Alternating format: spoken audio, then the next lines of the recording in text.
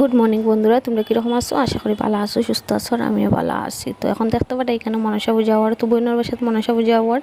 তো এখন হচ্ছে মানে পূজাটা চলে। তো সকাল সকাল ঘুম থেকে উঠিয়ে সবে মিলিয়ে আয়োজন করা হয়ে গেছে, সব কিছু ঠিকঠাক করা হয়ে গেছে। তো এখন পূজাত বই গেছেন ব্রাহ্মণ দেখতে পাটায়। তো ব্রাহ্মণ আইসুন 7টার সময়, মানে সব কিছু খুব তাড়াতাড়ি হয়েছে, মানে সুন্দরভাবে হয়েছে। আর এখন দেখতে পাটায় যজ্ঞ চলে। তো যজ্ঞটা হওয়ার পরে আমরা অঞ্জলিটা লইলিম।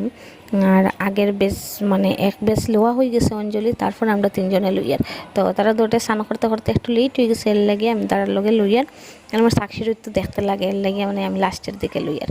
তো অঞ্জলি টঞ্জলি লোয়া শেষ হওয়ার পরে মানে খিচুড়ি বানানি, তো পূজা টুজা হইলে তো খিচুড়ি লাগেই।